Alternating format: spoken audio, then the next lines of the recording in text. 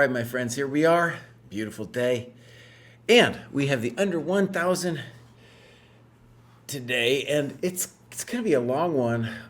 Like last week, a lot of people are joining the dojo and then clicking the grad button. So maybe some of these will be what do we want to say? Will be perfunctory graduations. Just people getting to the site and not quite knowing what to do. But I do see several names here where some people have done a lot of work. So we got a lot to do. Also, tomorrow we have a huge show as well. Hello, S. Bastoon. Yes, the Polgar mates. All right. I feel like I was doing some very hard tactics this morning, and I think I said a couple F-bombs. And in hindsight, I was like, the tactics need to induce a certain level of pain. They need to induce a certain level of pain. And the bummer is when you don't get them right, you feel like an idiot and you're like, damn it, and it's like, so it turns into an ego thing, but you got to realize, like, of course, like everyone's having the same problem about it. Come on now. All right, let's look at Chris SZ. And it doesn't say anything, but 60 points of work is quite a bit. So let's open this up. Oh, look at that. Now, Chris SZ is doing loads of non-dojo work. Loads of non-dojo work. Theo Gantos, thank you for subscribing. Well, let's just see. So first, Chris SZ, tell us what's going on. You've done some of this tactic stuff. That looks good for your tactics. You're doing some European, though I don't know where in Europe you are. You could tell us maybe. And maybe all this white stuff is the chess steps we're about to see here. So we're going to click on activity, click on this, and maybe it's just being marked as tactics or something. So let's just click it. So there's a bunch of dude is doing a lot of non-dojo work. Mega non-dojo work. Okay, so if I just click on, I guess chess media, maybe it's not the chess steps. All right, do we have a game? We do. Okay, this is Kaiser Sosei maybe. Let's see if we got a time graph. Nope. And we'll go game review. All right, here we go. Theo Gantus, thank you for subscribing. All right, beautiful so far. Now, it is a little odd that that we are getting such epic theory from you. Wait a second. Let me go back a second. Let me go back. What's going on here? Yeah, you're in the wrong cohort, Chris SE. You're in the wrong cohort, buddy. That's what I thought. I was like, this is not an under 300 player or 300 to 400 player. No. All right, Chris SZ. So we're going to hope you get into the right cohort. Next up, we have Bobkov. Let's go back here. Chris SZ was in the wrong cohort. Let's just check here. Bobkov is in the correct Amundo cohort. Started playing with my dad, Cove Bob. Oh, nice. Bob Cov and Cove Bob. I like playing at school, but need to add some structure to my training. Well, this is really cool. I'm not sure that we have another son-dad team out here. My son ain't going to do it. He's not interested in this, dude. No way. So that's cool. Let's look at this. Now, that tactics test could probably be better. And this PR could be better. So one thing just for you to think about, Bobkov, is making these higher. Trying to strive to get these higher. Okay. So, clubs. ADHD, UK, okay. Activity. Dude's doing a lot, maybe with his dad. So that's cool. And then we're going to look now at games. It would be cool if he has one with his dad, but it looks like he doesn't. So let's do this one. Do we got a time graph? Oh, now, we do this every under 1,000 show. And the good news here is that our boy, our man, is taking his time, and his opponent is not. Very typical. So you're going to play a lot of these chumps, and they're basically playing a blitz game, and it's important not to get rattled and realize that they're going to make a lot of mistakes, and we will take advantage of those mistakes. Okay, so I almost started going over the game without changing scenes. Then people would have yelled at me, and I wouldn't have noticed. You know. Okay, so bishop d6 would defend the pawn, but what we're ultimately saying here is it seems like you should not have played d5, right? Yeah. Now, maybe you could have played e4 here and then seen what happens after that. That would have also been a thought. All right, so now we're down a pawn. He snips. Okay. Now, the problem with this is you're going to get whacked with d4. Bishop e7. And you're right, bishop e6. By the way, this is very good annotations because you're just doing basic stuff. Am I hanging a pawn? Am I losing tempo? Right? Good. Okay. c5, not good. Everybody's not noticing now that this knight is hanging. Right? Also, what we want to say about this move c5 is at this stage in the game, you want to develop your coconuts. So bishop e6 really comes to mind. All right, so your opponent doesn't see it. If they had been using their time, they might have seen it, dude. They might have seen it. If they're using their time, they might have seen it there too.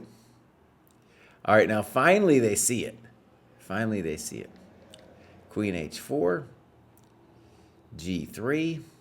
Makes sense to me. And then they should take your coconut.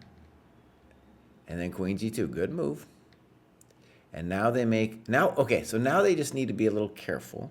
And to me, the obvious move would be bishop e2. All right. So that...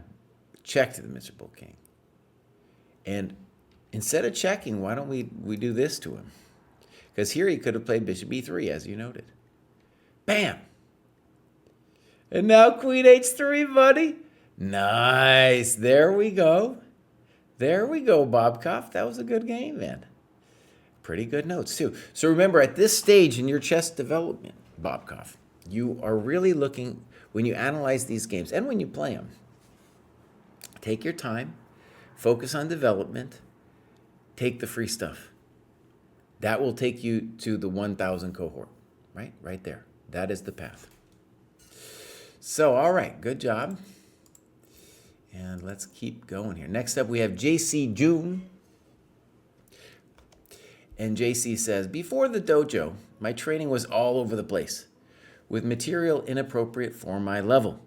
The program has provided me with a roadmap to chess improvement. I'm able to spot tactics in my games better than before, but playing slower, I'm able to find better moves as well. I am excited to continue on this journey of chess improvement with the dojo. Welcome to the dojo. Nice. Okay, great. Kopov is here. Thanks very much. So that's cool that you have your son playing. Okay, now JC June is doing a lot of tactics, as you can see. Maybe not so many games. So, we got some of these tactics over here. We got clubs? Nothing. Tell us something about yourself, JC. Games. Loads of games. And it's a little odd to me that you have so many games, but maybe you're just not logging it because I'm not seeing a lot of games over here where I'm seeing all these tactics, you know. Cool that you're doing, just a little bit a day. Well, I'm not saying it's cool to do a little bit a day, but just to get in the habit of like, maybe I have a busy life, but I'm just going to do 5 to 10 minutes, Okay, let's look at JC June here. Bam. So, we got a time graph? Oh, yes, we do. So again, here we're going to say that JC June is exemplary. here, even though maybe they lost on time. At this stage in your career, I'd be happy if you lost on time. I'd be fine with that, unless it started happening all the time, right? And you're playing somebody who's moving too fast. Typical scenario. We see it all the time here at the dojo. Okay, game review. So, I was going for the Ponziani. I think it would help if you didn't know that word. If you didn't know the word Ponziani. Fine. As long as you develop, I don't care. One of the reasons not to do any kind of opening work is your opponents are going to do some weird stuff like this. Now, what are they thinking when they do this? Maybe they're going to do something like this. So one of the things I want you to see is this is the moment to start taking advantage of their crimes. This is not a principled opening move.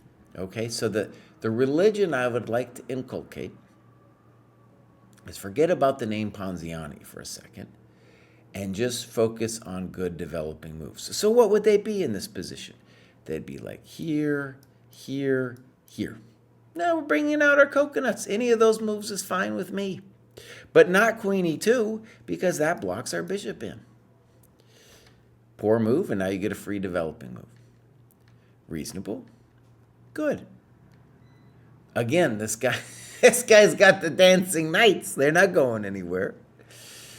Okay. Now here's an interesting thing that even sometimes GMs fall for. You say, did not like my opponent's knight in my territory, so I decided to kick it out. Now what I mean by that is, I get it. He's like on you, and you're like, I don't like you over there, bud. I don't like it, man. I want you out. You get out of here. But unless he's doing something there, we shouldn't bother with it, really. Same thing with this knight. They're not doing nothing. They're just tourists. What I do want us to focus on, however, is finding a way to get this guy out. So maybe actually a good way for us to think about your quest for learning how to develop is, I have no idea what's going to happen, but we're going to see how long it takes for you to figure out a way for that guy to get out, right? All right, there. By the way, H3, we're not really losing a tempo, so I'm not going to yell at you too much. Poor move. You should go to F6. And now you kick this guy back. He should also go to C6. Center is better. And now you play D5. I felt it was time to attack. Okay. Now, notice what happens here. With D5, you give this knight a square, right? And I'm not sure you're threatening anything. What do I want you to do? I want you to play a move like this. And maybe you'll threaten G5, but more importantly, I want you to get your bishop out. I want you to get the bishop out. Another way would be queen out and then bishop out somewhere. I need you to get this guy out. Priority number 1. Snip, snap. Weird to take with the queen. Again, developing pieces. Remember what I said. We're going to see how long it takes you to get the bishop out. Weird. You weren't threatening anything. You weren't threatening anything over there. You should have castled. I don't understand that. With this move, I thought that I could limit my opponent's knight, but later found that this was not the case, as I think it wasted a move. I should have improved a piece. So this is what we're saying, the bishop. Forget the Ponziani and think about your bishop. Think about the bishop bows. The poor bishop.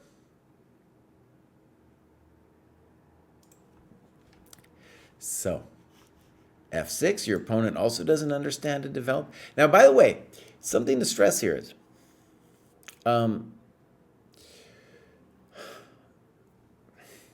your opponents aren't going to develop, right? And we just want to learn to take advantage of it. It's funny, my first thought was queen h5 check here, but of course the queen and the king have been reversed. So, good move. By the way, b3 doesn't do anything. So again, move the queen and get the bishop out. Get the bishop out.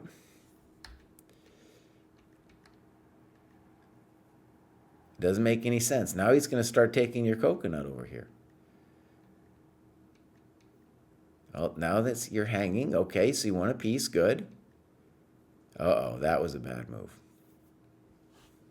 So what did that allow? That allowed this snip and then that snap.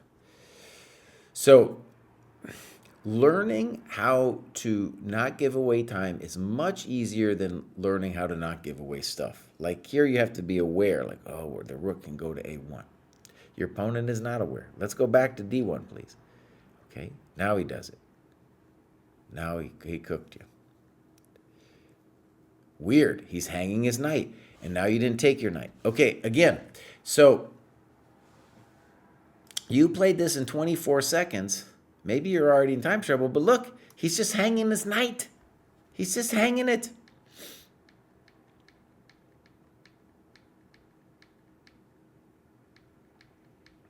He's thinking he's mating you, but he's not doing anything. That didn't do anything either. He's just hanging all his coconuts. All the coconuts are hanging. There we go. Let's see what your takeaways were. For me, the takeaways are development. Focus on development. 2, these people are going to hang all their stuff, and I want you to take it. So let's see what your takeaways were. When ahead, try to either trade down or improve a piece instead of trying to think over in limiting a knight's move that was already in a bad position. Calculate an exchange sequence better by going a few moves more. Okay, sounds good, but remember, most of the things here where you're hanging stuff were just one movers. Your opponent too. All right, here we go. BK Finest. Let's go over here, grad show. All right. So, BK Finest doesn't say anything. We don't know what's going on. Let's click. BK's Finest is almost ready to graduate. Looks like they just got here. They just got here. And let's see what's going on. Games. That's okay. So BK's Finest just joined. Welcome to the dojo. Next up, we have VS811. VS says, yesterday I met the minimum rating, but was not able to graduate because I was a free tier user. Now I am moving on. I am glad. I love the dojo because it made me gain 200 plus rating points on Chess.com in a little over 3 months. But it also made me lose 3 USCF rating points in that time. I love the idea of the training plan, but I don't love the innovation that is the tactics trainer as well. I wish you were able to graduate for free, and I would understand if they didn't analyze your games unless you were a paid member. I played several classical games, but didn't realize you were supposed to annotate each and every one. I randomly chose a few, but eventually I realized you had to annotate everything you played, so I began doing that. I haven't gotten to annotating 3 games, so I'll do those in 600 to 700. Okay. So. Okay. Good. All right, let's go take a look at VS811. And VS811 is doing loads of non-dojo stuff. Let's give him a follow. Welcome to the dojo. It's at 661. USCF, he fell down 3 rating points. Okay. And doing well with the tactics test. This is very promising. We should expect our guy to graduate soon. It was only the checkmate test, which if he does some Polgar mates as part of the program, he's going to crush that checkmate test. All right, let's go look clubs. ADHD, the heat map heroes, man. Nice. I guess I want to join the heat map heroes. Hold on, let me do a little excursion. Oh, I'm in the heat map heroes. All right, here we go. All right, let's go see activity. And what are they doing on dojo? All kinds of stuff. Study with coach, endgames, chess media, tactics. Okay, that's a lot. It's a lot of non-dojo. Let's see if we got a game here, VS. I have a feeling you do. So this is Vihan Shah. And this looks like probably this partial USCF rating. I don't know, actually. We'll see. So pop. Do we got a time? We don't. That's typical of the OTB. When you do an OTB, you can You can write down the times. It will help you slow down to write down the times, and you can enter them here. All right, here we go. Game review. Pop, pop, pop. So far, so good. Fine. And this is the famous fried liver. Okay, so here we go. D5, ED5, Knight D5. Okay, so this is fun, and white goes for it now with Knight F7.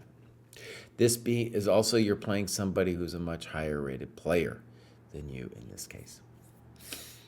Okay, so my understanding of the theory here, though that's not what should be bothering us now, is that D4 is an improvement. At least that was back in the day. They said do D4 first and then snip on F7. So here we go, Knight F7. This is the classic fried liver. Check, King E6, good move. Knight C3. All right, now this is a very spicy position. And now Knight B4, and I think that's correct. And it's hot. We're coming in hot now. A3 definitely seems like a mistake. Knight C2, King D1, and now you played Knight A1. Yeah, it's pretty hot. All right, here we go. Knight A1, Bishop D5, King D6, D4. And it is hot, my friends. I do believe in your position here. And you played now ED4. This would be great, actually, for if we could see the amount of time you spent. Because this is a very complicated position. I do believe you're winning this thing. But it would be time to really tank here. Doom Duck, thank you for subscribing. So I think a move that would be very challenging for black here, for white, would be C6. And the point is, like, let's say they take it or something. Well, this would be a blunder. But the point is, no matter what, really, we want our king to be safe. And as long as our king is safe, our coconuts will be safe. And honestly, we kind of want him to take here because this is going to open up our queen onto his king. All right. So snip, and this is very dangerous, this snip here. And you should think about it also not only in terms of the king's safety, but development. You know, like C6 is going to tempo the bishop, and he's going to have to do something. Now it's like, this bad boy's coming out. I'm worried about your soul. I'm worried about your soul here. Now you give Knight B5 a question mark. We should analyze that. That would be a good analysis. My guess is you're getting mated. Not 100% on that, but that would just be my little, you know, I have a feeling you're getting mated. All right, Knight B5. Bold, and you say thank you. A4. And now you say king takes B4 would be better. Now this is a great point for us to do mates. Let's look at King B4. Now we're saying check, king. Check.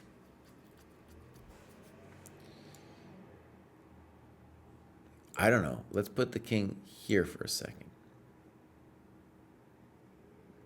I'm worried we're going to get mated. Check. It looks almost like mate. Now, could we maybe play, that looks like mate. So here, then it's going to be matos. So I think you're already toast here. And this guy A4, maybe it's just, well, it shouldn't surprise us that you're getting mated here, right?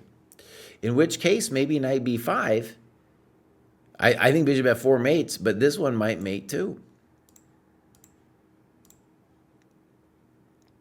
You call it a trap, but I think you're toast. So King A4, and that's actually a mate from the Polgar book, a pattern from the Polgar book. Okay, great. That was a good game. All right, so that was VS.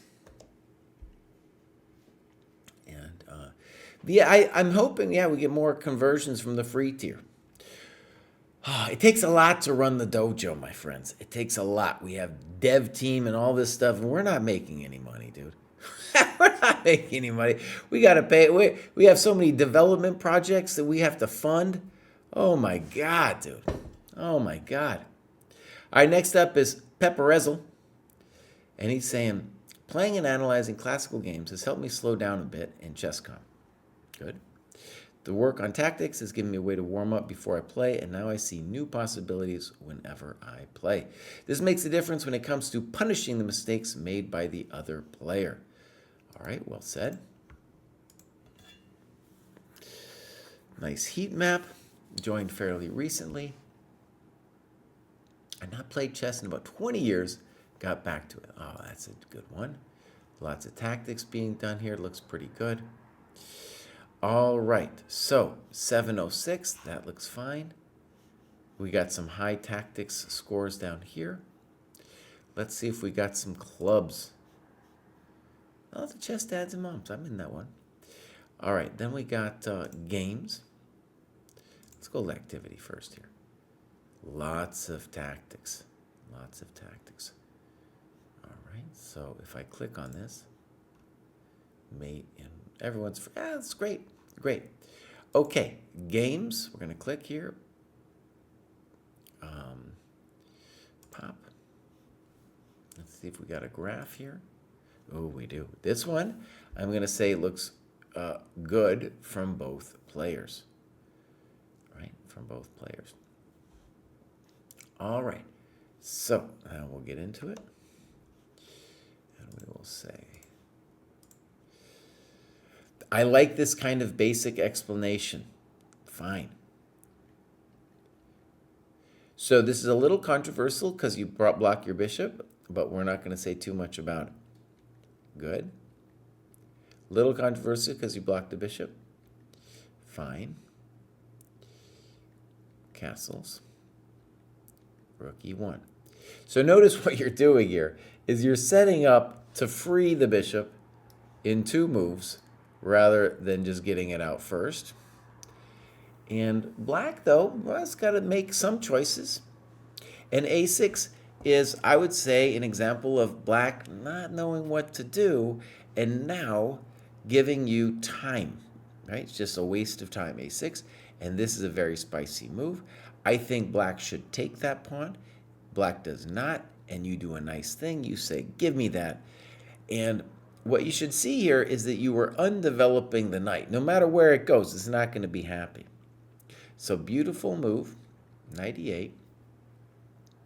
And now, something I would want to stress is, I haven't seen the game yet, but some of the things I'm hoping you do in the next couple moves is find a way to get this guy to be somehow useful. Try to find a way to soften this diagonal, because at the moment it's hitting a rock. And think about keeping black's pieces in a box over here.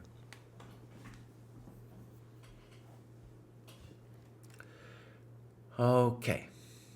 So knight f1, good. I like that. And you mentioned h4. I like h4 too. c4, controversial because now it's going to be harder for black to open anything up on the queen side. Good move. Bishop b3, I don't like that one. So you talk about a3, maybe. What do we want you to do, though? We want you to play h4. Knight g3 could also be a move. But bishop e3 just gets in the way of all your coconuts. Doesn't do anything. I have a feeling I know what you want to do. You want to go like something like this. And honestly, that's not the worst. But notice that your other coconuts want to play too. The other coconuts want to play too.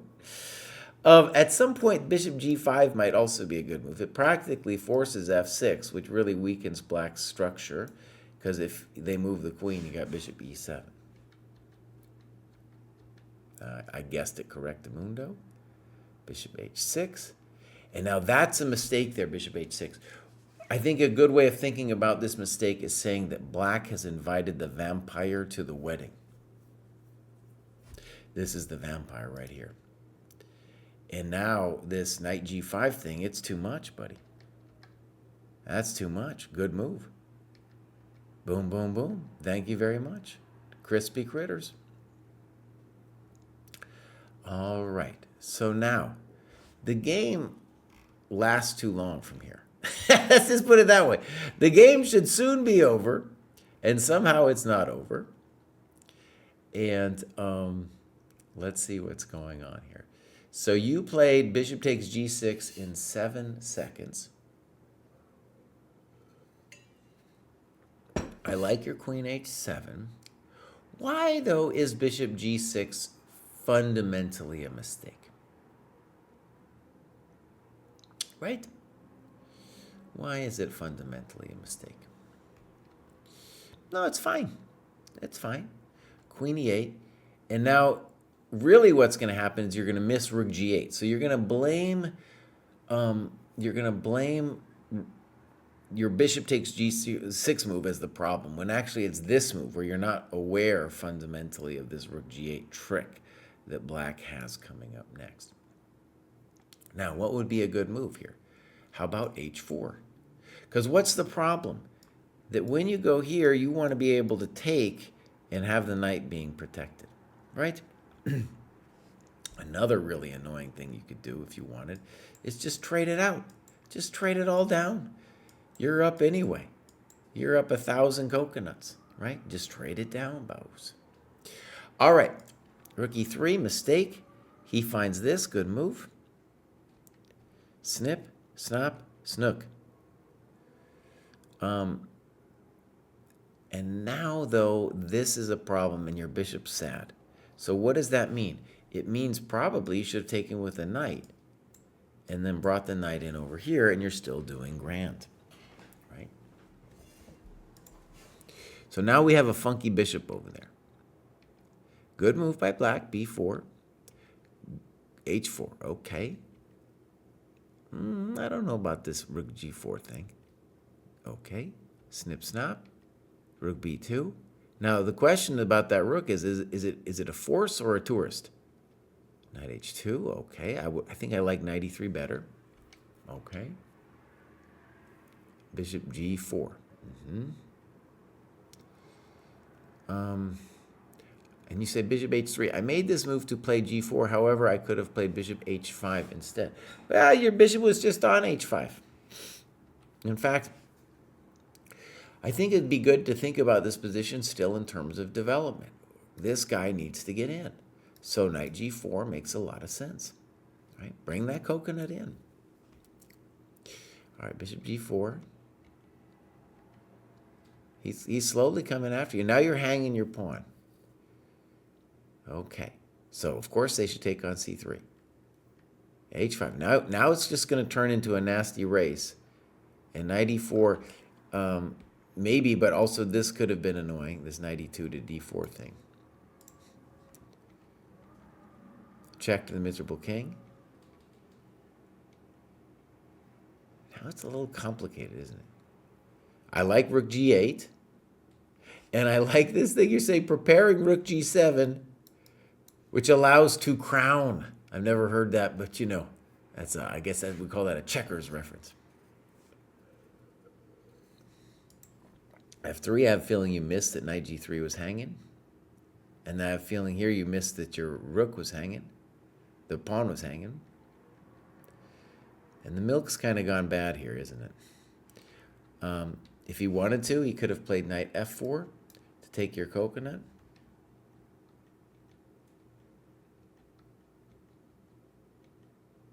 It's not looking good. What? He just hung the rook? Oh, man. Dang. Oh. I paid too much attention to the difference in rating and became overconfident because I had a strong attack. I missed several tactics that would have allowed me to win. Black managed to take advantage of my mistakes with careful play in the middle and endgame. Yeah. let me go look at that time graph again. I think one of the things I want you to see actually about the time graph is I can feel how dispirited you are here at move 40, because here you stop really thinking at all. And the milk's gone bad and everything, but it's not time to resign. So here basically this is a sign where you lacked resilience. And I will tell you, when you play a strong player and you got a nice position and you think you're going to win, I tell you, I face these people. They will put up a fight. So this aspect of resilience is something you should think about here. Okay, yeah, very instructive. By the way, the first part of the game, great. You know, if you can play like that you're going to crush these people all the time. All right, well done. And let's go back. Grad show. Get out of here. Next up, we have Araldo Lopez. The best resource with structured information that has allowed me to go from 0 points in my first OTB to 2.5 in less than a month of constant and well-directed work. Very happy to reach 1480 FIDE. Dang, I don't know if you're in the right cohort, son. Let's go see what's going on with Araldo here. So, doing a lot of work. And Araldo's in the wrong cohort, man. I'm going to give him a follow, but Araldo, bud. Wrongo cohorto. Wrongo cohorto. Yeah. It's a little confusing, I guess, because we have different things. So put yourself in the right one, Araldo. And then we'll look at some of your games and stuff. All right, next up is a big-time dojoer here. This is 7th Stitch. 7th Stitch says, thrilled about another graduation. 7th Stitch has been at it for a while. I haven't changed my daily work schedule for the past 3 cohorts, which is 2 blunder games, 15 plus 0, in the morning before work, 3 Polgar tactics, currently on tactic 1084, which is still Mason 2, 10 to 15 minutes of a chess book that the dojo has recommended, which I'm currently working on, Chess Tactics for Kids. Then I aim for 1 or 2 classic games on the weekend. Oh, buddy! Oh, look at that, dude. That's just well done, man. One of the things we're working on, and we're really trying to develop, is an algorithm to tell people exactly what to do. Because we feel like you come to the dojo, it might feel overwhelming. There's all these different tasks to do. Where do I start? So we're working on that. And I want to say what's great about what 7 Stitch has done here is just create a habit of what exactly to do. And at some point, of course, he's going to finish the Polgar tactics. He's going to be over 1,000, and then the blunder games are going to be something he doesn't necessarily want to do. And this will change. And that's why the algorithm, should be there to be like, Baus, this is exactly what you need to do. And 7 Stitch, though, is really following the program just in his own way. Okay. Blobiciously says, I found somewhere a resource how to change cohort without graduating. Perhaps we can make this more findable. Yeah. I do have this Band-Aid. I can take it off, actually. It's been on there a little while. That is an old man thing, dude. It's absolutely an old man thing. Okay, so congratulations, 7 Stitch. He's been around a while. Irish chess noob. Look at that. Let's click it out and look at the heat map. Bang! Look at that, buddy. That's a beautiful heat map. The only things that are not beautiful about it is the bro is doing too much non-dojo. What are you doing, buddy? All right, let's get out of here and let's go see what dude is doing here. Now, tactics need work. Tactics need work. This suggests that there is a problem with the tactics. First, we're going to go clubs. Irish Chess Club. Nice. I just read... Actually, I've done all these videos. They're not out yet because our video guys like taking a break. But anyways, this book, Intermezzo, about a chess player in Ireland, kind of by this fancy Irish writer, Sally Rooney. So hopefully we'll come out with that soon. Raining all the time over there, man. Okay, so activity, we want to see what all this non-dojo work is. Playing a lot of rapid. Okay, in terms of crimes, that's not the worst. All right, maybe we'll click on these tactics and everyone's first chess workbook. These are all cohorts. Actually, I want to go just to the last one. And here we can see a little bit more detail. And here, right, we got some of these maiden twos, which he's now doing. No, that looks great. And the chess tactics for kids. All right, 7 Stitch, let's go look at a game here. All right. We can see here, it'd be nice if you did a little bit more. I know it looks like you've done a lot, but this one is the first one you've done since September. So in terms of a habit, it would be good to have that habit going. All right. So, do we got a time graph? We do. Let's take a look. So 7 Stitch performed well in this time graph situation. Great. And now we'll go game review. The 7 Stitch. So far, so good. Fine. Fine. Fine. Okay. A3 looks like a mistake to me. Sure, let's take that coconut. Now you talk about queen c3 and de4. So, but now we have to say b takes c3 is definitely a mistake because you're hanging this pawn. Queen c3, by the way, one thing I guess I would want to encourage you to think about here is that white doesn't actually deserve to live when they don't develop their coconuts here. And the move to really think about is castles. And just say, you know, I don't think you want it, buddy. I don't think you want it. Your king is not safe. I'm about to wreck you here, son. I'm about to wreck you. This guy's coming here. It's not going to be a pleasant situation. Okay, so pawn takes. And now why aren't we taking the coconut? That's just, it's not only a coconut, but it's just like a nice little tasty treat. And your knight's there. Got a nice spot. Okay, rook e8, good. F3, more loss of time. All right, h6, okay, I like it. I was thinking of taking e4 due to white's having not castled yet, but my gut feeling with some calculation, I didn't think it was a good idea. I agree, because when you take, he takes on d8, your rook gets away from the e file. Snip, snap, you're doing great. Bishop e2, and now you play a5. It's probably fine. I spend 3 minutes on this inaccurate move thinking I might have a little tactic. I think you do have a little tactic. And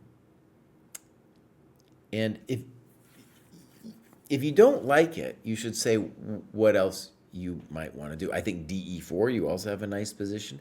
By the way, I say this all the time, but you're going to get a lot of games like this where your opponent basically refuses to develop and you're up in time. And then it's your task to be like, right, Kraai says I'm going to find myself in this situation all the time. Let's take advantage of it, right? Okay, so I think a5 is fine. And I like your note to say that dude needed to go here, here, here, though I wish you had done one more move and said takes.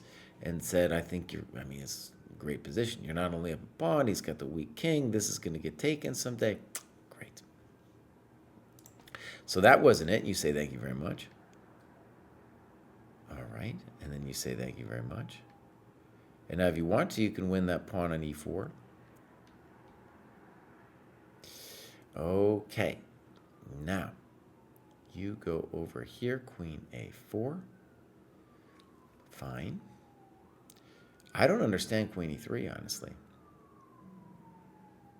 Because at the minimum, you can take on c2 now. Now you take here, and you say on queen e8, we're going to take rook takes f3 here. You say, I would say that the game is even or black is slightly better to the extra 3 pawns. Yeah. Definitely not what we would want to allow, because this is kind of complicated. But, you know, we take on c2 or something. We're doing pretty good. We're doing pretty good. We got a mate threat he's got to deal with, yada, yada. Okay, so I agree with you. Again, if you don't like your move, though, tell us what you would like. I think queen c2 makes a lot of sense. All right, ef3. Okay. Rook e1. Queen f7. All right, queen c2. Now let's think about this. Which pawn is more important to us? It's the a pawn, because the a pawn already has a rook behind him, and this pawn is already hanging out. So a good sample variation might be here, here, and maybe here. We're going to play rook ace. Something. Actually, I don't know. No, let's make it accurate, right? Yeah, maybe queen c3 first. Tag the rook. He can't move off because of the mate, and then we're going to push, baby, push. So queen c2, queen c7. Now, notice what happened here. You stopped doing analysis. Rook e8, mistake because of queen a5, right? Unless you have magic here, but I'm not seeing the magic yet. This is a position where you would want to at least check if you have magic. What do I mean? Some kind of move like this. I don't think you do, though, because he'll just go back to d2, and then I don't get it. So, snip, snap. Now we have close to an equal game. This kind of endgame is, in a way, simple once you understand it. And by simple, I mean that it's about passed pawns getting pushed. So here, it's c5 for sure. This is incorrect because you're allowing this check, and also the pawn wants to go. Check the miserable king. Queen e3, that looks like a blunder. Queen a1, snip, snap, very nice. h3, c5, good move. King h2, c4, good move. Queen c5, probably a good move. Now, the question is, what about queen e8, queen e4? That's going to be the question. So, the correct move here would definitely be check, move him away, and then look at this move. Bang. Why am I putting the queen here? This way we can put the king here, and there's no more checks, and then we advance and we say, welcome to the dojo. All right. Now, we were talking about old man things. I'm going to do something real old man here. Some totally old man. I'm going to be very old man. I got my coffee. It's gone cold, but look what I'm going to do, my friends. Oh, I'm going to add some foam that I created. You know, you can't really give old men presents because they don't like things. But I got myself a foamer, boss. It's life-changing. I got myself a foamer. It'll resuscitate any kind of cold coffee, my friend. Welcome to the dojo. Welcome to the dojo. All right, so now the big question is, could white have played check here and check? And I guess you're gonna have to do something unpleasant. Okay.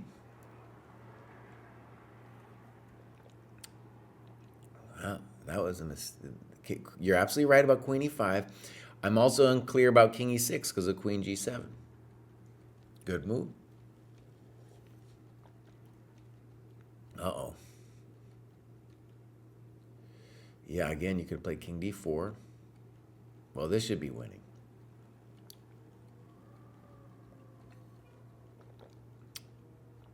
Very nice. Okay. Okay. So, well done.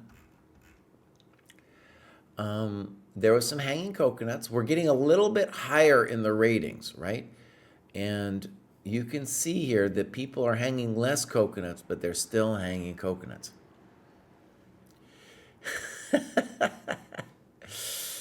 All right.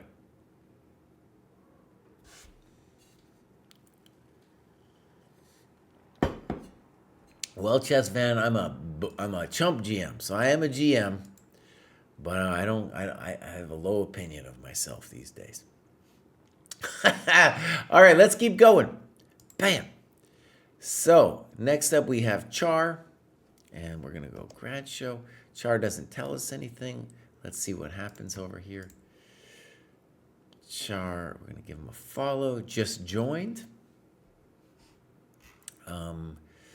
They might not have any games.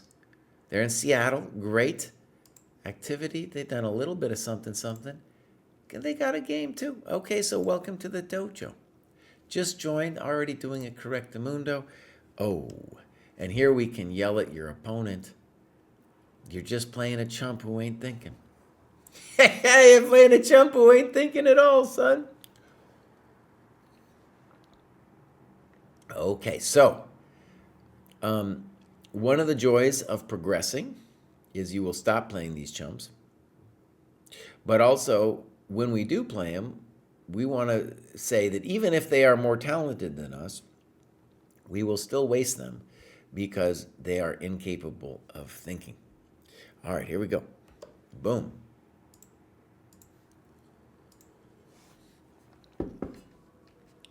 So far, so good. Fine. You're up in time, up in development. Good move. And then this is frisky because this guy's allowing e5. Yeah, I think you should play e5. You snipped. Queen takes. Knight b5. In general, I don't like it. Right? But I get it. You missed this move, and now it's all of a sudden a little bit unpleasant. Now, should the dude have taken on b2? It would be risky. He might be able to get away with it, though. All right, knight f6. He says no. Queen b5. You say, boss, I just want to trade it out now. So one thing we should say about this move is it is very spicy because now you are underdeveloped.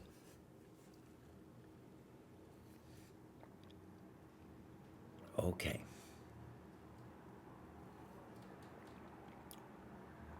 Now, castles is incorrect because dude really wants his king in the center anyway. Now, I don't think there's some questions. Like maybe he can get away with king d8. But if he's going to give you c7, he should play king e7. Because now the king is just out of play over there. e5, poor. Now, you talk about knight b5, knight e2. Something you should see here is that because you're so poorly developed, black probably has enough play for their coconut. Right? Now with f3, you talk about bishop d7, but I think he's just going to take. And yeah, you're going to be so poorly developed that it's going to be hard to defend this coconut. All right, e5. And now it's a little scary because you're down in time and, you know, he's got the pawn back. Bishop b6. Okay. Okay, I don't know. I don't really like rook fd8. And you castle. So same mistake your opponent made. Your king belongs here now. So knight d4, put your king here.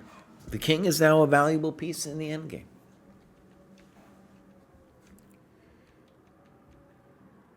Okay, now this is a little scary to me, this b3 move. Why aren't we putting the knight on this beautiful blockade square? That's where it goes. b5 makes no sense to me. The question is, could he push? And I don't know 100%. But my gut is I'm scared for you. That's my little gut situation. I'm scared for you here. It looks mildly scary. All right. So b5, rook c1. I still want you to put that knight on d4. All right, here he goes. And now you snip, and here this is a tactical mistake where you missed that the bishop was controlling c8. Bummer. All right, f6. f3. I don't understand. It is a bummer situation, there's no doubt. So, f3.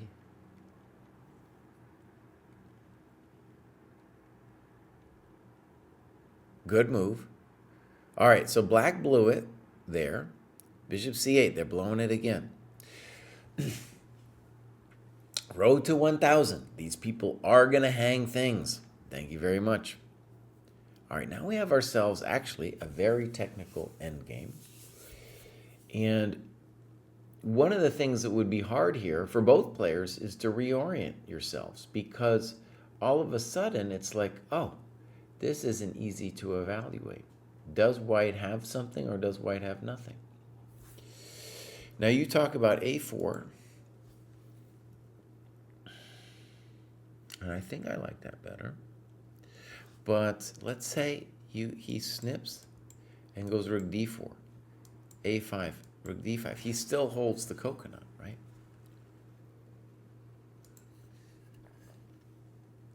So this is our problem here. With rook d2, he might just be equalizing.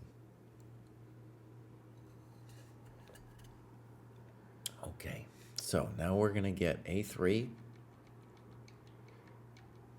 Okay, good. Okay. By the way, I'm going to just glance at the time graph here.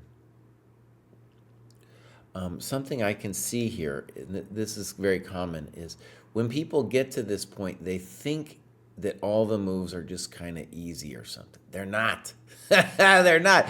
Especially at this level, you can still waste a fool here because they don't know what's going on, right? So take your time, even in the endgame.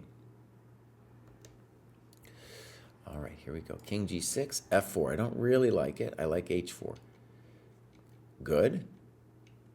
I don't like rook a3. It's just helping you. You go to, I don't know why we're not going to g4. Okay. And now this is getting frisky, allowing f5. So here, and now an interesting move, rook a7. Good. And I actually like it. It says you thought for 148 there. Now, should black have any problems here? No. Actually, wait a second. No, they do have problems. Now you're winning, Baus. Now you're winning. Oh my God, how did that happen? Look at what he did to himself. This is what I'm saying, you guys. This is what I'm saying. They have no idea. Look at that. Bang, and now we're winning. Thank you very much. I hope you told him welcome to the dojo. And now you played here. Okay. And this I don't like. Okay. All right. So the correctamundo move is g5. And the idea is very simple, is I want to control these squares, and then I'll give them a check. You are totally winning this position here, so it's not a clearly better situation, but I get it. If you felt that way, I understand. The problem with this move is he could have hit you with this blockade, and then it's going to be hard to extricate that king. Okay, but he makes a mistake because he's moving too fast. You play g5. I think a mistake. You need to play king g5 because the whole point is we need to flush the king out from his little hole here. Okay. Good move. f7. Well, you give some analysis here. By the way, good analysis. Let's see what you say of rook g7, because this looks winning to me. King h5. Well, why are we making it so hard, though? Look, we go here, they go here, and we go here. And we say, welcome to the dojo. See, they can't move. No puedo mover. No puedo mover, baby. King g6, we'll go here. What are you going to do? You're in zugzwang, buddy. What do you want to do now, buddy? He can't move. No puedo mover. All right, no puedo mover. All right. Okay, so F7, King G7, King H5, Rook. And now you played Rook A3, but this is going to allow this situation where now, well, it's very close. I think it's drawn now. Check. Okay, and Rook F1 is a terrible move. Terrible move. You might still be drawing, but this at least allows you to play King H6. And that's not a good move. Yeah, now you're just winning. And I hope you said thank you. I hope you said thank you, because this was very nice of your opponent. Okay. Uh-oh, that's not the right move. Oh, no. Rook F6. Now, maybe we're still winning. And then you're saying Rook A6, correct. Oh, we really blew it there, didn't we? So notice here, G7, you did spend 2 minutes on it. You did spend 2 minutes. And, right, just very simple chess. We'll put the rook here. We're going to maneuver out. He can't move anything. Auf Wiedersehen, goodbye. Right? Okay, so this happened. Then he wasn't thinking himself. King G6. Unfortunate. Checkmate. Now again, why did this chump lose? Because he wasn't thinking. Let's go back to the time graph. Look at that thing. If we just ask a simple question, would Black have lost this game if they had thought at all? The answer is no. The answer is no. Okay, let's go back. And congratulations. We'll get out of here. Next up is Dugan. What does Dugan got to say? Bang. Dugan, tell us something about yourself. They joined in summer of last year. They've been working pretty hard, tactics recently, up to 919. USCF doing worse, doing these tactics tests, and had struggled a little bit with our tactics tests here. Okay. Clubs. The Tennessee Dojo. All right. I don't know if Tennessee, I think, is one of the few states I haven't played a tournament in. All right. Games. We got some. Here's Duggan against Sherbs. I believe Sherbs is in the dojo. Let's take a click on this. All right. First time graph. We'll check it out. It was a reasonable time graph. I'm not going to complain. All right. So we'll go game review. Boom, boom, boom. I have approximately 2 moves against the Sicilian. Drats. Don't worry about it. Don't worry about it. Fine. Fine. E5. A little weird. That's fine. And now you play knight f3. Now, there's nothing wrong with knight f3. You know? I think knight db5 is officially theory. There's knight f3. You're making moves. Fine. And now is this scary? It's a little scary. I'm not going to lie. And you got to play e takes d5. With an interesting game. So now we blunder this. And are we lost? I think we're probably lost. So.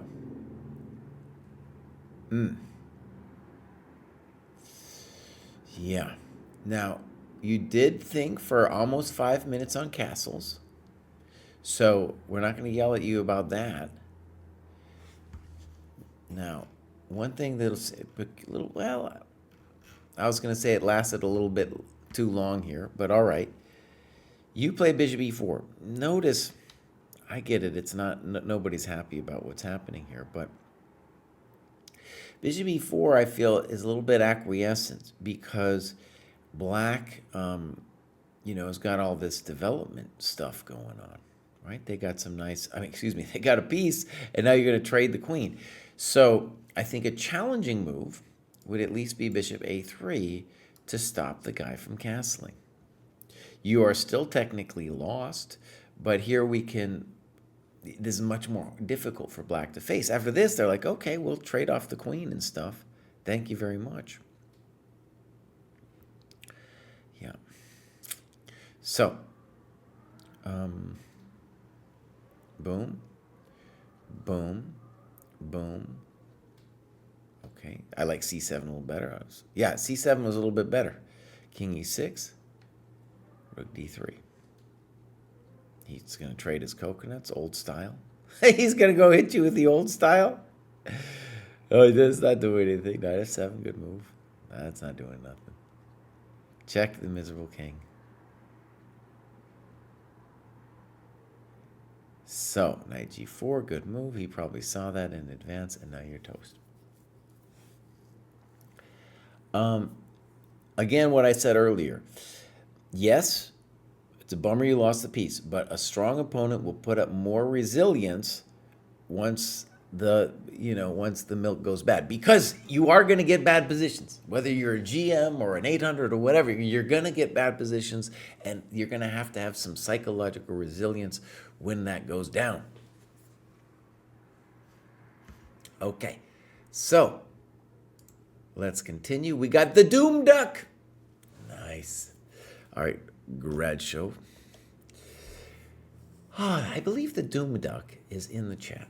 And maybe if he is, Doom Duck could say what they want to do. Which game they want me to look at. Oh, I got so delicious. I got a spindrift on the side.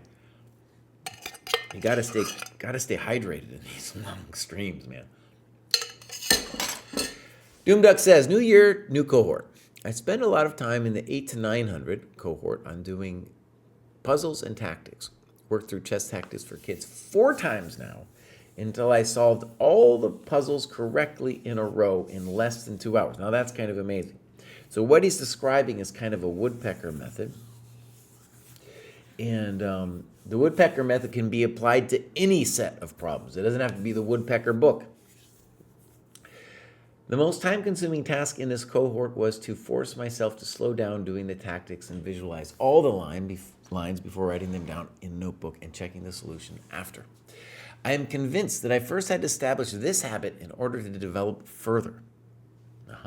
It is still hard enough to calculate in a game, and I still blunder pieces. It's a habit that takes time to build, I guess. I've also realized that I'm standing in my own way as I don't believe in myself. Achieving a rating of 1200 was unimaginable for me a year ago. 800 rating, my goal was 1000 for 2024. I've developed better than expected, and suddenly I was afraid of not being able to improve anymore. I stopped playing games out of sheer fear of losing my rating points. I want to change that this year. My goal for this year is not to focus on a certain rating, but to focus more on working on myself and my weaknesses. And here's his plan. Play 2 15 plus 10s a week. Play 1 serious game a week. Make a list about why I lose my games. Finish It's About Time. Nice. Finish and exercise how to beat your dad at chess. That was a course I did. They're Chessable, dude. I got a course coming out. It's been in the what do they call it, in the can for months now. They haven't put it out. I got a follow-up on It's About Time. Finish and understand the first book of Morphy. Finish and exercise, learn chess the right way. Enjoy playing chess again. Learn to talk to your pieces. Learn to trust time. These is a lot of goals for 2025, and I don't expect to check off all of them, but achieving 9 out of 10, then 0, 1 out of 1. Have a good start into 2025, and I hope to see you at the chessboard. Great. Great, Doom Duck. All right, here we go. So here's Doom Duck. He's in the chat too. These are all his goals. Look at that. Oh, we got to go look at this heat map bows. Look at this thing. Look at that bad boy. That's incredible. So a little bit of non-dojo. We'll check on what that's about. And so if we go over here, beautiful progress 979. Looks like Doom Duck is almost ready to graduate again. Similar on Chess.com. Tactics rating doing great. Doing great. Okay. So that's very encouraging that the tactics are going well. And now we want to click on this activity here for a second. So let's go over here. Let's just see what the non-dojo stuff is. Tactics. He's doing tactics somewhere else. Fine. If we're going to do, I don't know where he's doing them, but I don't care. I don't care. It's fine. Okay. You don't like our tactics, Doom Duck? By the way,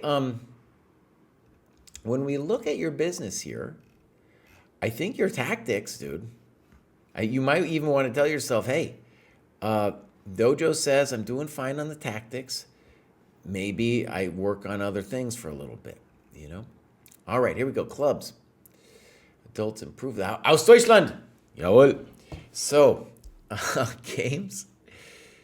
And he is saying he wants to do Liutsko 81. All right, boom. So first, we're going to look at the time usage. Uh-oh. So, this is a short game, but nevertheless, we would still hope to see a little bit more. All right, game review. So this was my classical game for the week. It was shorter than I expected. Positive, I made all my games I set as a goal for this week. I had to play an opening I was not used to, so I had to go for principal moves. Saw a tactic. Negative, I attacked early because I saw a free central pawn, so I moved my knight several times before castling. This could have led to a lost position that might have been uncomfortable. Okay, let's go check it out. So, boom. Okay. Castles. Is this a trap or a book move? Well, boss, at this level, but don't worry about that. Because at the minimum, you know, at the minimum, you don't have to take the pawn. You could play bishop e7, you could play d6. You snip it. Okay. d4. Knight d6. Bishop takes, d takes. And what I think is hilarious here is you are now going into the Berlin defense. And you have just done that by playing principled moves, and you're doing fine.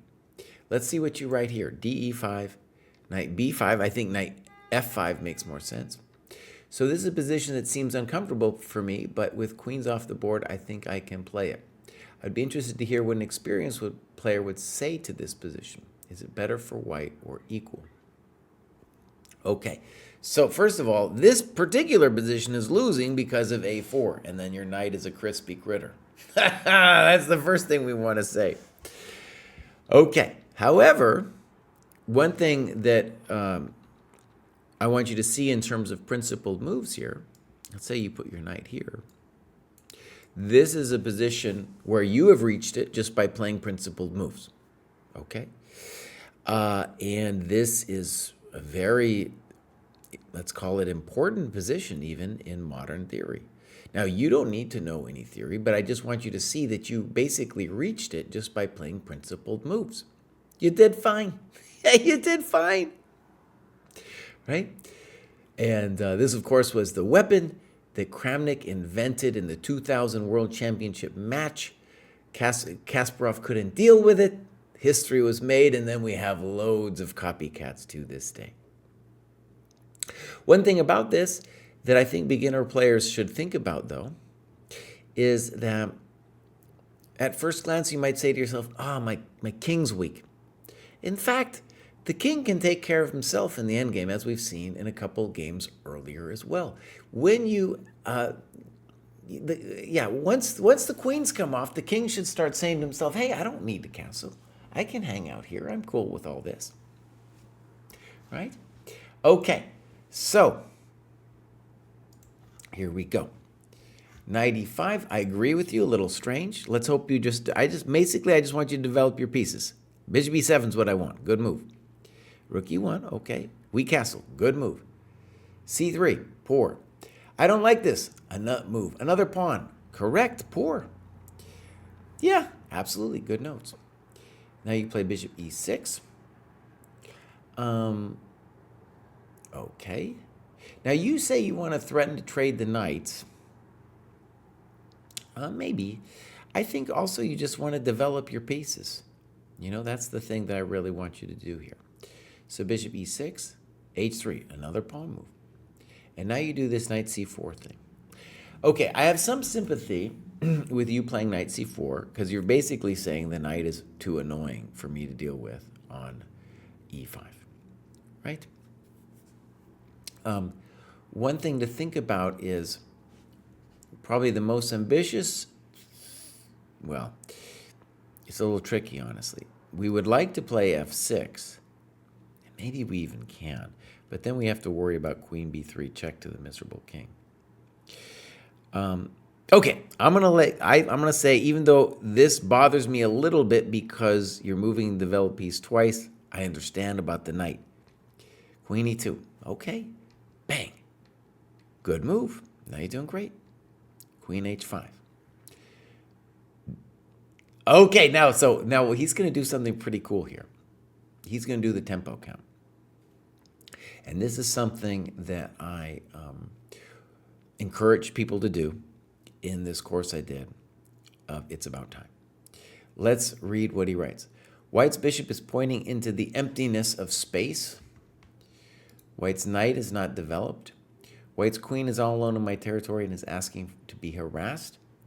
My manor pieces are well developed, ready to attack, and it is my move, so I should be up 3 tempi. Means 1 pawn. So in my course, I talk about how 3 tempi equals a pawn, if you want to translate the dimension of time to material. There has to be an attack, right? So let's talk about the tempi count for just a second. The way I would do this is I would say 1, 2. I don't think you counted the queen. I don't see how we harass her at the moment. 2, and we have 2, but it's our move, so we're up 1 tempo. On the other hand, if you wanted to say we're up 2 tempi, it would be that this knight actually, because he blocked himself, needs 2 tempi to get out. Okay, so rook e8, good move. I think that's a good move. And now bishop g5 comes. That makes sense to me. You say it's terrible. And you play now bishop g4. And that, oh my God, that's a hell of a drug, dude. That's a hell of a drug. Oh, baby, look at that. I wasn't paying enough attention, Doom Duck. That was a hell of a move. You might have got me too, buddy. I was like, oh, bishop g5, that looks fine. Bang! Welcome to the dojo. Bang! Welcome to the dojo. Let's do it one more time. Bang! Oh, that's a hell of a move. Spent 3 minutes on it. Looking great. And by the way, this is what happens when you don't develop your coconuts. Yeah. So let's go back here for a second and think about what maybe should have been done. And you talk about knight d2. I totally agree. And here we'll really say that you're up 2 tempi because the knight is going to owe another move. And here would be an interesting question of what to do at this point. And even though this is moving a developed piece twice, this one appeals to me because we're going to get the queen involved on the e-file. This is actually very dangerous. Probably something nasty like queen d1 might be the right move. So this is great. And one of the things I really enjoy about it is it's clear that you felt this person should be punished for losing time, and they were. Snip. And they just give up. They're like, I can't part with my lady. So I'm done. Oh, that was great. That was fantastic, Doom Duck. We're going to see more of Doom Duck because that was great tactics. Let me just go back here for a second. So we'll go ratings. And I definitely think we're going to see. So you can see here that Doom Duck's tactics are higher than his cohort. And honestly, I think you find a move like Bishop G4 and you focus on development, you're gonna fly past the 1,000 barrier, Doom Duck. Oh, let me fix this here. Yeah, you're gonna fly past it. Yeah, so that's just awesome, dude. That is fantastic. Yeah, we're gonna see Doom Duck. We're gonna see him maybe in either the next graduation show or the one after that. All right, well done. Okay. What do we got here? We got 2 more people. Is that right? No. We got, oh my God, no. We got loads, dude. Kraai, you're not even close to done. You better open your spin drift, buddy. You better open your spin drift.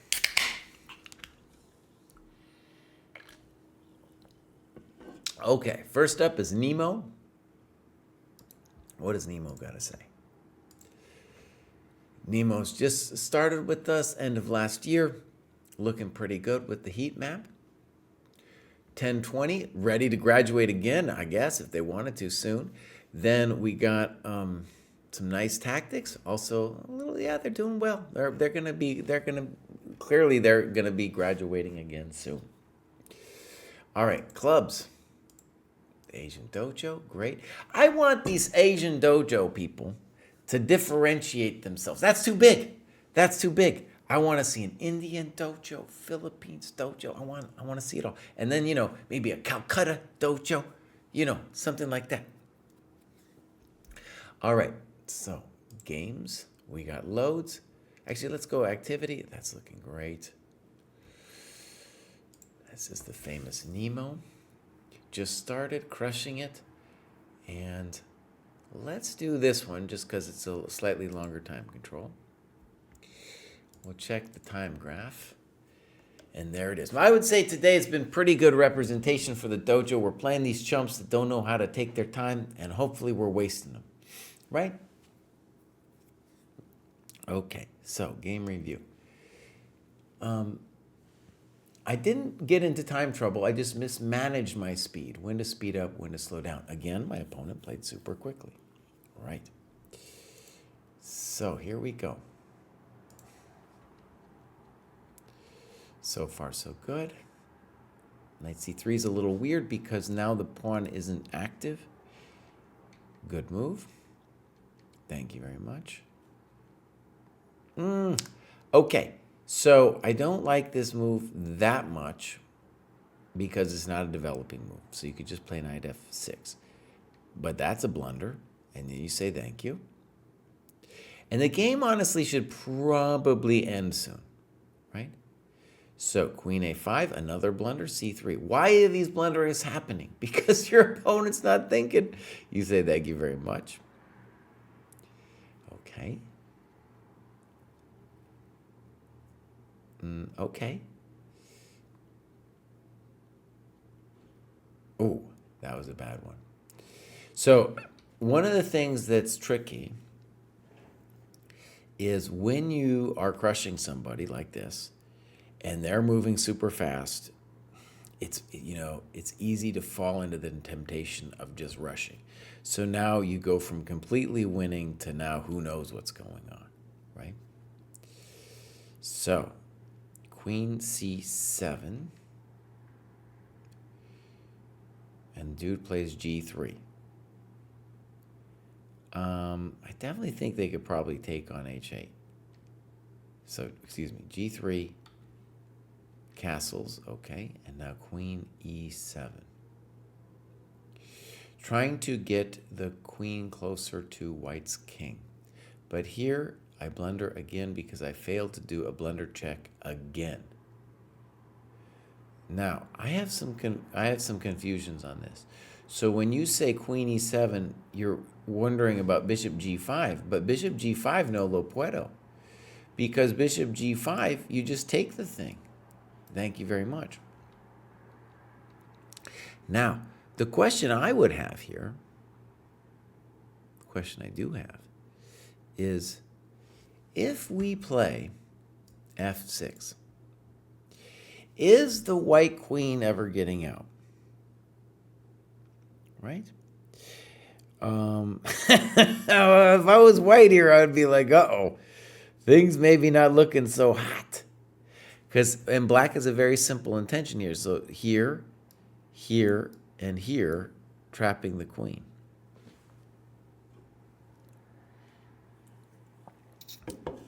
All right, so queen e7. And that bishop g5, notice that's kind of a ghost. And maybe the ghost has something to do with the fact that you missed queen g7. Now you're like freaking out a little bit. Queen g7, I think that's forced. h6, unnecessary. You could play something like f6. Definitely not knight f6, because then that bishop g5 thing comes. Okay, so here. Now let's play knight f6. Good move. Okay, so now knight g4. Well, that's probably a pretty good move. One thing I want you to see is even though you blundered the rook, and I think you could have trapped the queen, it's important to see that at this stage of the game, the minors are more powerful than the rook, right? They got more stuff going on. So you talk about queen h5. Let's look at that for a second. Rook g8, king h1. Now we might be able to do the dirty to him here. Could we do knight f2, rook f2, check to the miserable king, rook f3, queen h4. Oh, dang, oh, baby.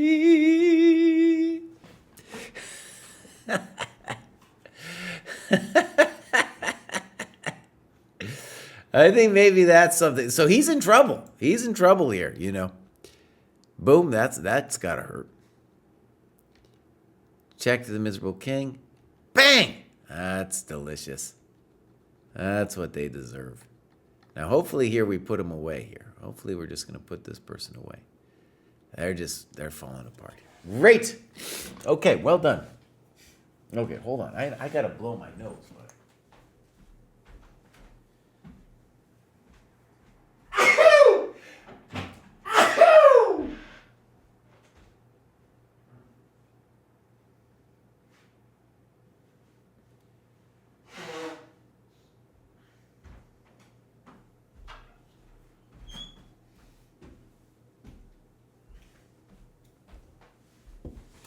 All right, let's continue to pretend that our lives will never end and the flowers never bend with the rainfall. This is Paffiador, doesn't say much.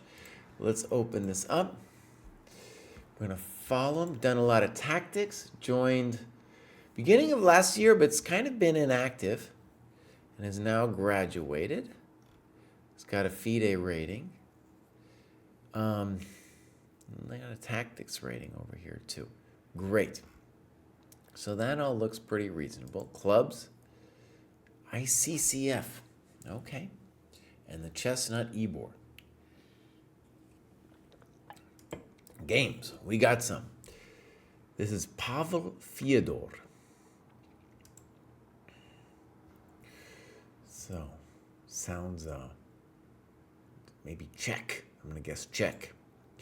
Okay, for this one, we don't have times. Again, if this is an over-the-board game, you can, or maybe it was a correspondence game. I don't know. Let's go game review. You can enter the times. I guess for a correspondence game, you could be like this. I spent 2 days on this move. I spent 2 days on this move. I don't know how Jack, our dev guy, would be able to deal with that. All right, here we go. Knight b5, bishop d6, boom. This is where my prep ends. This is obviously bad for black, so did not prepare deeper and assume white can play normally and get a pleasant position. Database has a fair bit of actual games in here, though. I think this is totally playable for black here. Okay. e3, knight c6, knight f3, castles, and now a3. Now, this looks like some kind of computer evaluation thing here. Yeah. Now, what I would say is really just want to focus on good developing moves here. And so to me, the question would be either bishop e2 or h3. And h3 is only a move I want to play if I'm concerned about knight h5, right? So that's why bishop e2 really comes to mind. But I'm not too terrified of knight h5. I think I have bishop g5 there. All right, so loss of time. Poor. Makes no sense. Bishop's already out, bows. Okay. And the engine wants you to play rook e8. Now, let me just say, this kind of analysis where you're checking with the engine and showing us a past game, it doesn't help that much, right? Because what you're interested in is like ideas. What would be the ideas for black? Because you could say rook e8. Now, if I was black, one of the things I'd be concerned with is, let's say I play rook e8. What am I going to do now? Am I going to push? Nimzovich makes a great point that when you push weakened pawns, they just get weaker. Like that, that's no bueno, right? Okay, so I think maybe a6 followed by b5 is interesting. What black's got a couple ideas. All right, b6 doesn't make sense. Bishop b5. I still like bishop e2 better. Okay, that's a poor move. Isn't he hanging the pawn? Yeah. Boom. Good move. So it'd be nice to see the times on these games. And c3. Now, I don't know if the players saw it, but it would be good to see that on knight d4, it's important that you have knight takes d4. And so what I would say about c3 is c3 freaks me out a little bit because you have all this stuff that might potentially be hanging, right? So I just want to be safe about it. And these kind of tricks are you're doing great. So there's no worries here, right? Move the bishop back, move this guy back. That's what I would probably do. A nice weenie move like bishop e2. So a6 doesn't help him. That doesn't help him. Knight e5. I probably would have preferred just castling. Bishop c8, good move. And now he gets your bishop. I didn't want to let him have that bishop. Okay, h4, I don't like it. Now, maybe, it's a very spicy way of playing the position with h4. I would prefer you just play queen e2, prevent this bishop a6 thing, and develop. Okay, now what I want to say is now you're playing with fire, right? Like you are doing some very highfalutin, dangerous things now when really you were up a pawn. You were up just a nice pawn. And now all of a sudden the last two moves, I don't know, he's gonna have some play now. Rook ac8, queen f3. And now queen e7, I don't understand. You say rook f8 is worth a try. Maybe. I don't understand why we'd go to f8. If I had wanted to defend this pawn, it would be probably rook e7.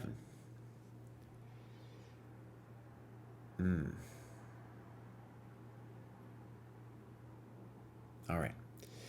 Queen e7, g4, spicy. Bishop c4, that's not it. That's not it. Now you are hurting this fool, okay? There's no doubt about it. But the move he should consider here is something like knight e4. So if you take twice, he'll have bishop b7. He's not done yet, but that's just a loss of time. Thank you. He opens it up. That ain't it. That ain't it. Yeah. Now we are simply winning. He's just going to give you all of his pieces, and boom. Weighted error value. I don't think that makes any sense, Pavel.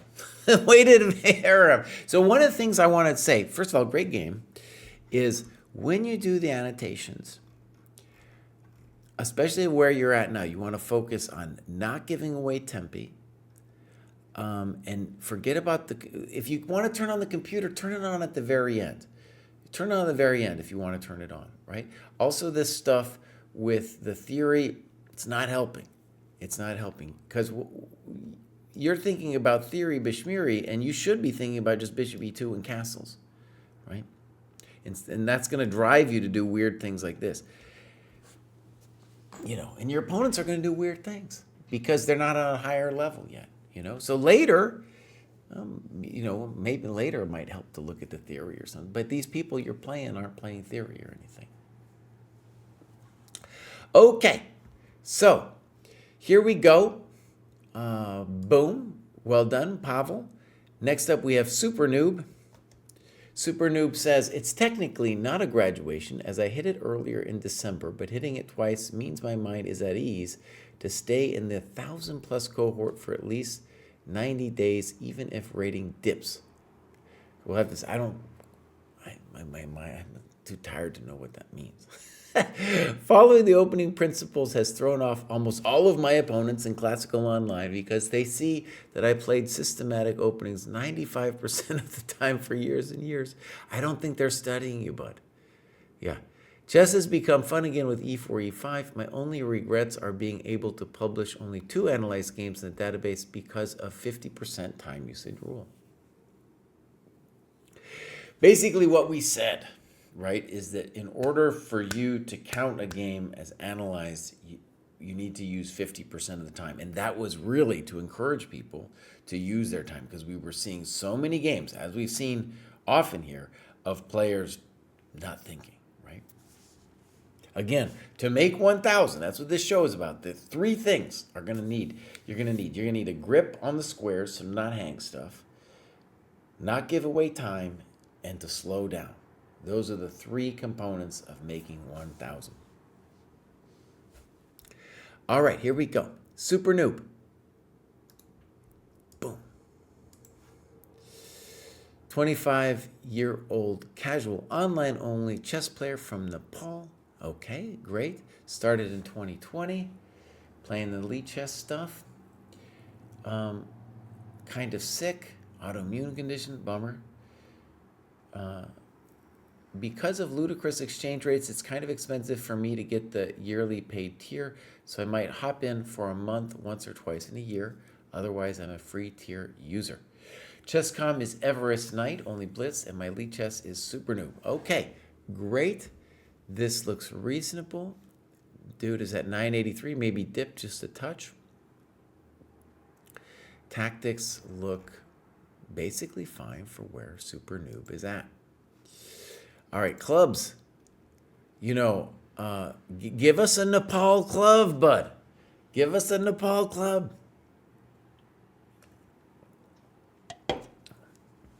All right, activity.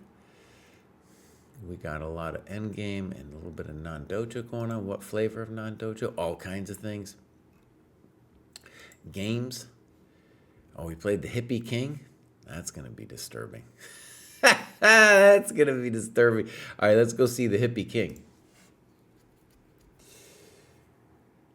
Game started 20 minutes late, so it began for me around 10 p.m.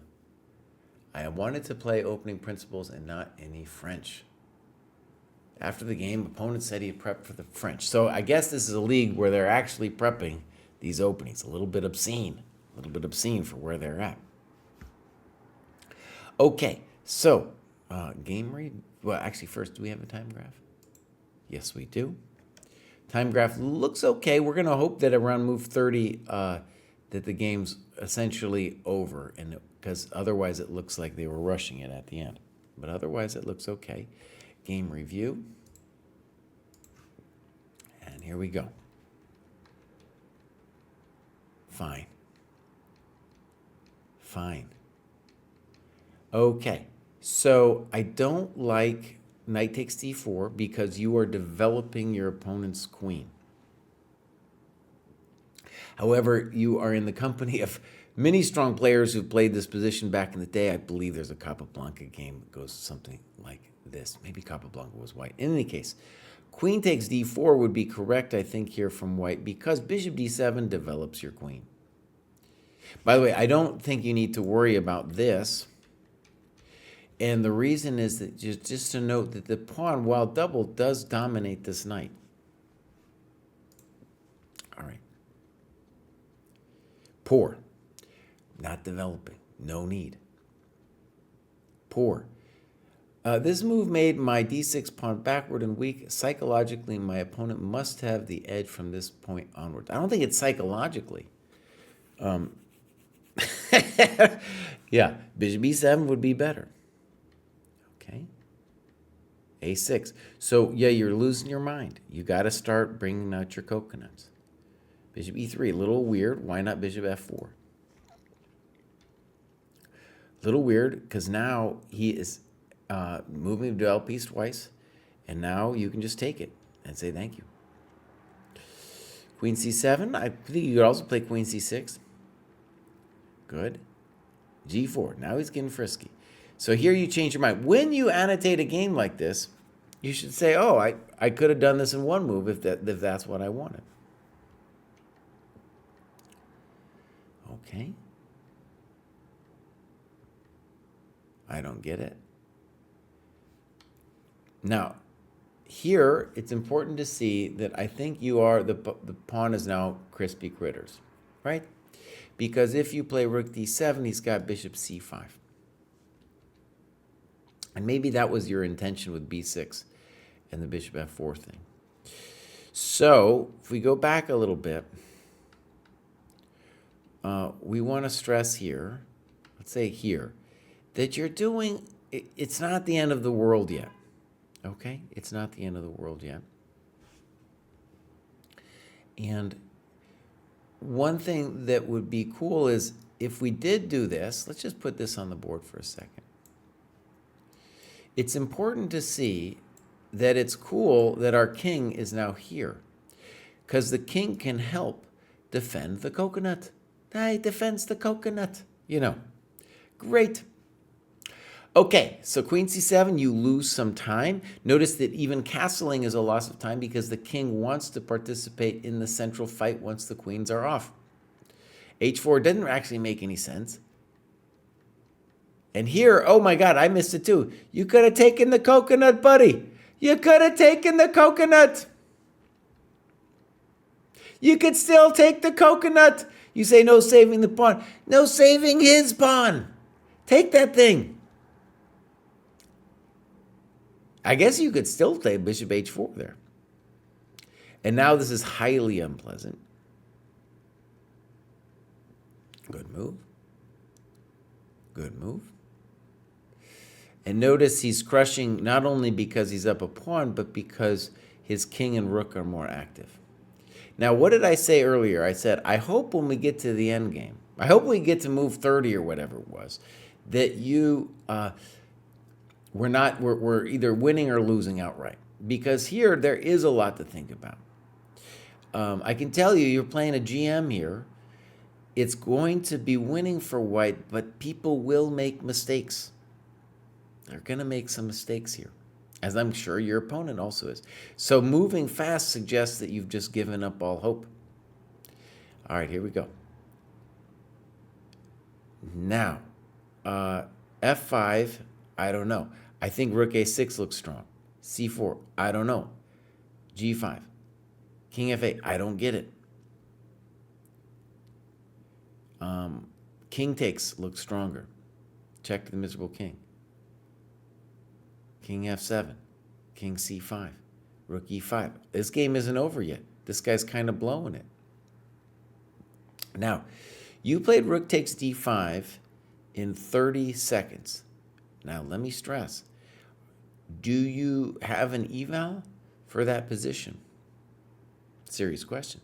Because look, you had the move rook e2. And this is what I mean. Let's go back to the time graph.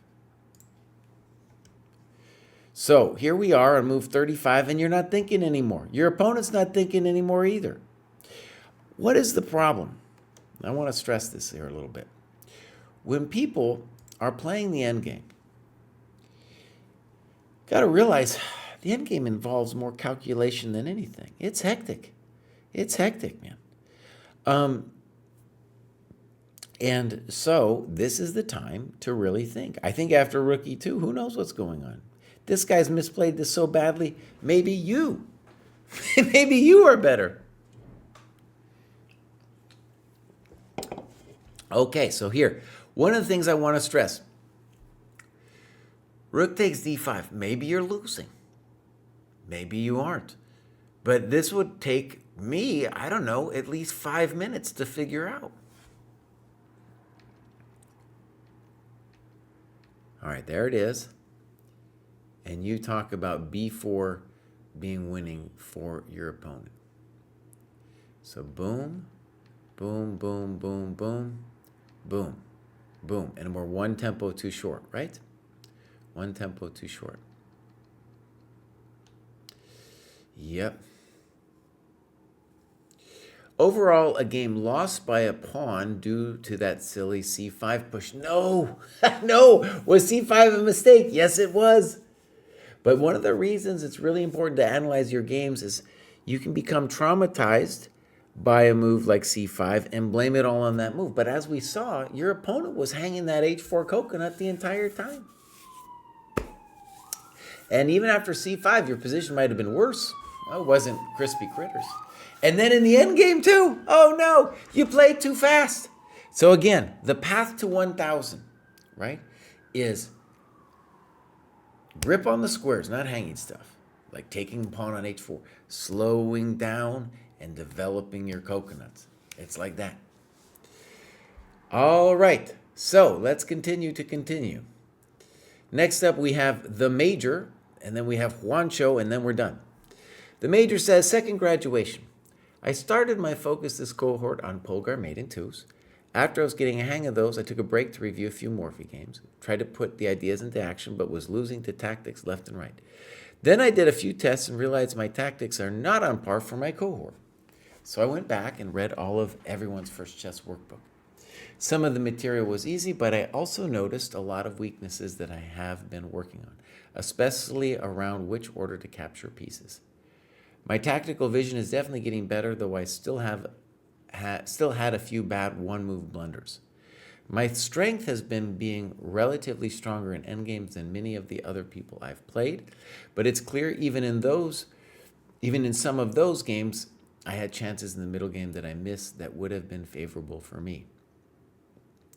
Goals: take tactics tests again and drill older material if the number is still too low. Complete the Polgar defense book. Complete Polgar mate in twos up to 650. Great. Okay. Beautiful, beautiful. And now, so we're going to click on the major. The major's got a beautiful heat map over here. We're going to give the major a follow. Doing good progress. Look at all the tactics dude has been doing. He's been really crushing with the tactics. And as he said, you know, one of the cool things about this tactics rating is it really does tell you where you are. You know, it tells you where you are.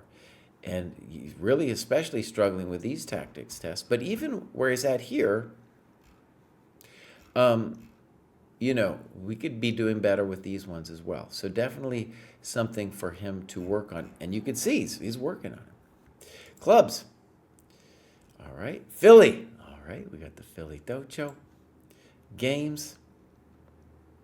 Loads of games. And I don't know which one to pick here. Let's go this one. This Dojo round robin. 900 to 100,000, game 6. Beautiful. So cool. Let me just stress, we have this Dojo round robin thing going now, and it is amazing. In fact, let's do a quick excursion into this because maybe we can even spy on the major rocks here. So that's round robin. And we go then to 900, 1,000. And there's the major, dude. There's the major. Yeah. This is great, man. And then see, look, they even have two tournaments going at the same time. We got Heir Apparent, Iceman, all kinds of famous people, Grand Trier. Over here, Nevada won, a lot of long-time dojors, Ben Hedges. So super cool thing that we got going on here. You can see the stats. Look at that, bud. Look at that. So there's the major over there with some wins and losses, no draws. So looking great, very fun. Let's go back. Here he is over here. Time graph, uh-oh. Uh-oh. Well, Mike 32DE wasn't thinking at all. So, also, well, we'll see. Then go game review. All right. Okay. You could do a lot of things. I like the DC. The DC is the one I advocated in my opening course on Chessable, but it's not time yet, the major. We just want to play good chess here. So now the problem strategically here for white is, or let's say the dynamic here, is when black plays c5, it's like a French, but they are down a tempo. In exchange for being down tempo, their bishop gets out. So what you need to understand is you have to do something with that tempo.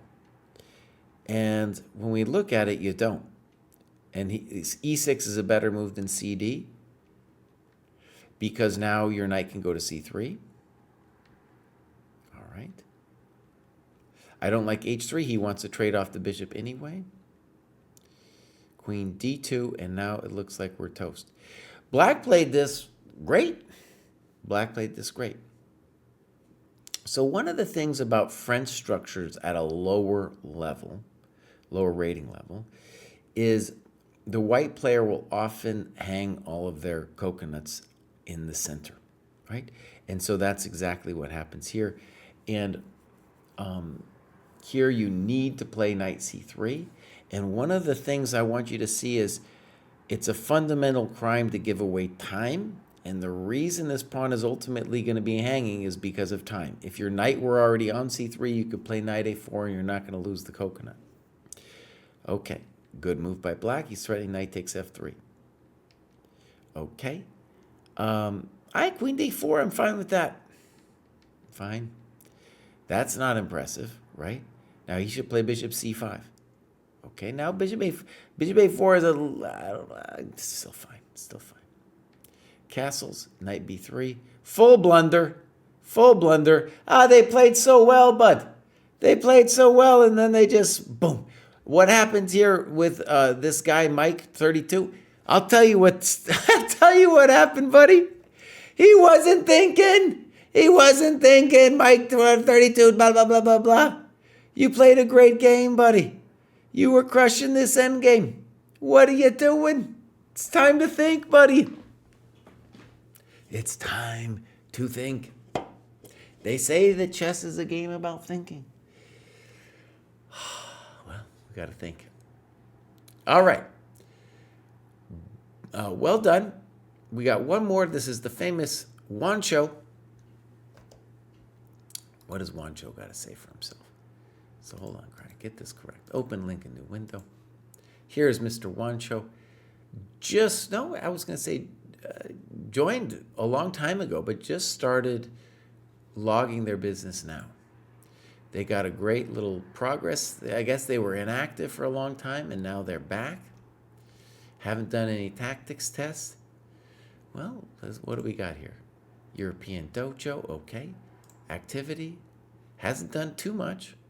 Let's see if they got any games. We got me versus my father. Played in 2023.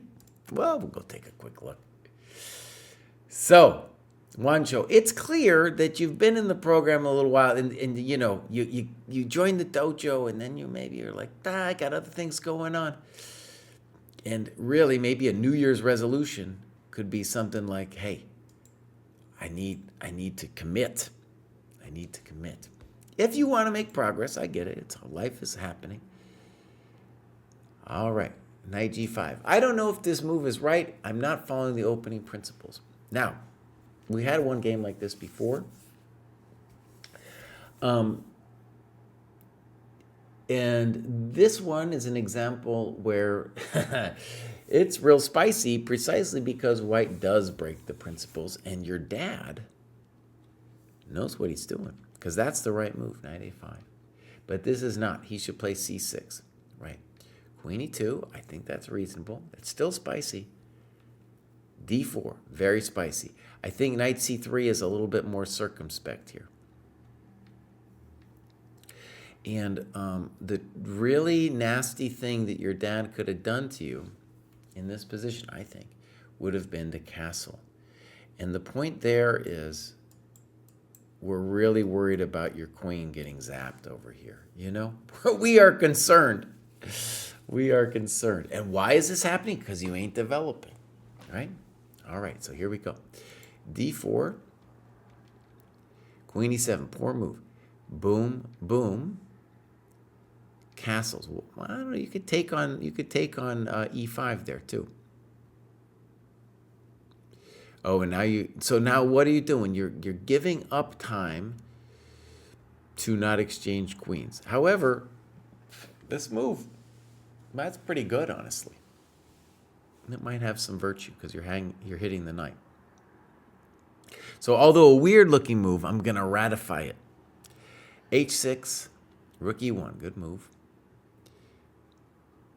f4. This is getting spicy. He plays hg5. I think the real question for me is knight c4. Yeah, so if knight c4, we cannot take that thing because of that. Oh, no. So that's a problemito in the casito right there. And you say about f4, this is not a good movement because my king is all messed up. And knight e4, I agree. Knight e4 is better. So snip, that wasn't it. fe, knight c4, and now you say bang. Knight d2, bang. I bet your dad was pissed. I bet he was pissed, dude. I bet he was pissed. Okay, good game. I hope you continue to do more stuff at the dojo. Wancho. You know, we click this out.